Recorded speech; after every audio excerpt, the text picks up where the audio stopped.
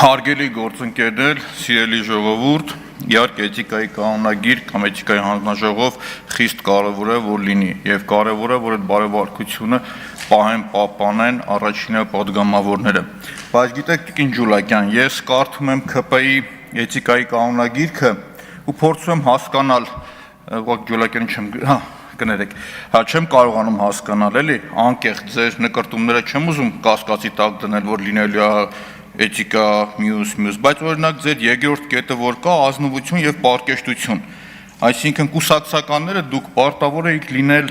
ազնվորեն եւ հանրային գործունեության վերաբերյալ ներկայացնել միայն ճշտամարիտ տեղեկատվություն, բայց այնինչ ես դալիճում տեսնում եմ կարգավիճակ ունեցող անձանց, ովքեր դա չեն պահպանում։ Գիտեք երկրորդը որն է, ձեր կուսակցականները պարտավոր էին պահել խուսափել հովանավորչությունից եւ նեպոտիզմից։ Իսկ այդ նեպոտիզմը, այդ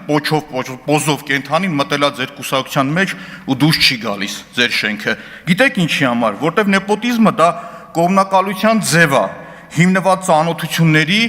ընտանեկան կապերի վրա, երբ պաշտոնատար անձը չարաշահում է իր լիազորություններն ու եւ իշխանությունը իր ընտանիքի անդամին, բարեկամին կամ ընկերոջը աշխատանքով ապահովելու կամ ծառայություն մատուցելու համար, անկախ նրանից, որ վերջինս չունի ոչ համապատասխան որակավորումը, ոչ գիտելիքները։ Մի օր որ պարապ չլինեմ, այդ նեպոտիզմի մասին ու ՔՊ-ի մասին երկար լեկցիա կկարդամ մի քանի ժամանոց։ Հաջորդը ձեր էթիկայի կանոնագրքի մեջ ասում է երրորդ կետով հավասարություն եւ խտրականության բացառում, դա տենց է թե չէ, բայց ժամանակի մեջ տեղավորվում պարոն Ռուբինյան, անհույս չի, որովհետեւ ձեր 5-րդ կետը ասում է, որ կուսակցության անդամը պետք է լինի բարեվարկ։ Եվ քանի որ որոշում ենք կայացրել, որ բարեվարկ լինի, բայց դուք էթիկայի կանոնագիրքը ձեր հրապարակած մի քանի օր հետո մոռացել եք իսպար։ Հույսով եմ այս անգամ չի կրկնվի։ Շնորհակալություն։ Դուք էլ ձերը հրապարակեք, ձերն էլ քննարկենք, պարոն Մանուկյան։